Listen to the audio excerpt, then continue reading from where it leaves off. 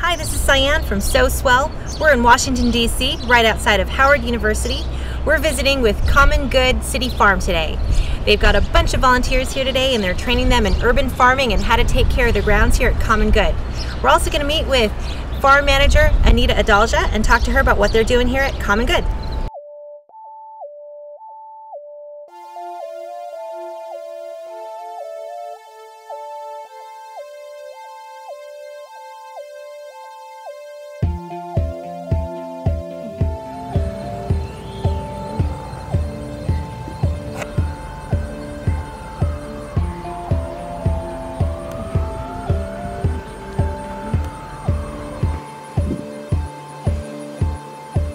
Hi, this is Cyan from Sow Swell. We're here at Common Good City Farm. We're with Anita Adalja, and she's going to tell us a little bit about what they're doing on the farm. So, Anita, can you tell us a little bit about what Common Good is doing? Sure. So we're a half-acre farm. We used to be a baseball field, and what we do, our mission is to grow food with and for low-income people in the D.C. community. We have a lot of different programs where we invite people in the community to come on the farm and grow with us and learn different growing techniques, and then we also have a lot of workshops as well. Can you tell us a little bit about the workshops and what kind of things people are learning? Sure. So our workshops are open to the public and they range from all types of topics that cover urban farming. So that could be composting, using our outdoor kitchen to do food preservation, drip tape irrigation, lots of nutrition workshops, raised bed container planting. What do you do here at the farm? So I'm the farm manager, so I'm responsible for the entire half acre, and that includes growing things from seeds in our greenhouse, crop planting, crop rotation, any kind of pest management and farm maintenance.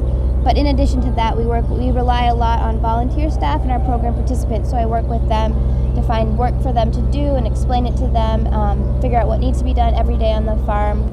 So Anita, can you tell us a little bit about your background and how you got started in farming? Sure. So I'm trained as a social worker. So I was working in Brooklyn, New York at a residence for formerly homeless, mentally ill adults, and I started a rooftop farm there. And then I moved out to California to apprentice on a rural farm. So I noticed on your website you have a CSA program. How does that differ from maybe some of the other things that you're doing on the farm? So our CSA program is open to the public. It's income qualifying. So if you make less than a DC living wage, which is $13 an hour, you can pay $10 a week. So we don't ask for an upfront, $100, $400 fee like typical CSA. So that way we're increasing access to food in this community. So right now we're in LaDroit Park, which is considered a food desert, which means the nearest grocery store is more than a mile away.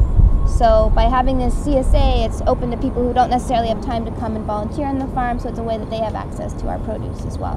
What kind of growth have you seen in terms of the interest in urban farming, just with the community and just in Common Good? Just in urban farming in general, in cities like Brooklyn and D.C., it's up and coming. There's a lot of interest, a lot of films being made about it. So we have a lot of people coming out to the farm to visit, to start their own farms in different cities across the nation. And it's just growing. We have a very large volunteer base that we pull from. A lot of people want to get out, especially people who work in offices, who don't spend any time outdoors. So we have no problem getting people who want to volunteer on the farm and learn more about it. And where are you seeing most of the interest come from? Is it from kids? Is it from adults? We've noticed the youth on the in the area are just naturally interested in being outside. Sure. They want to dig. They want to see the bugs. But in terms of other interests, we have a lot of people, especially in this area, who used to farm in their own lands back home, whether that be in the West Indies or Africa. So they're very intrigued to see this urban garden, and they want to come and help out and learn and reminisce about what they used to do back home. There are a lot of universities, American and Howard in the DC area, who their sustainable agriculture and environmental science classes will come out and tour the farm and work on the farm too.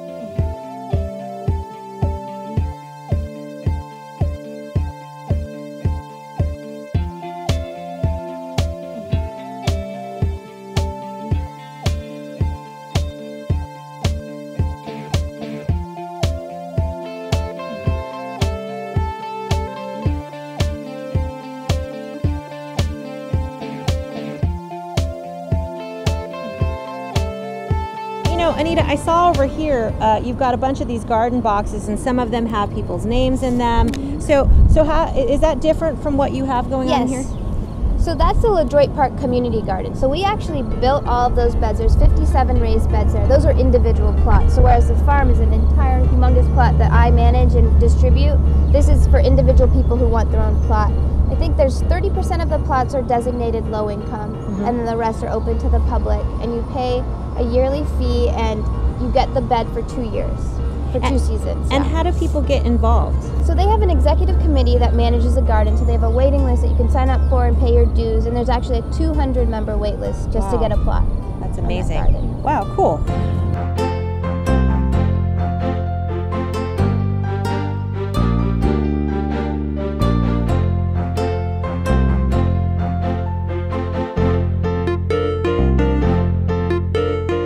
So if people wanted to find out more information about Common Good City Farm, or maybe they wanted to come for a visit, how do they either get in touch with you or get in touch with the farm or come see it?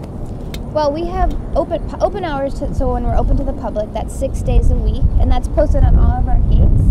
We also have a website, it's www.commongoodcityfarm.org, and all of that information's on there. So anytime we're open to the public, people are welcome to drop in to volunteer, tour the farm, ask questions.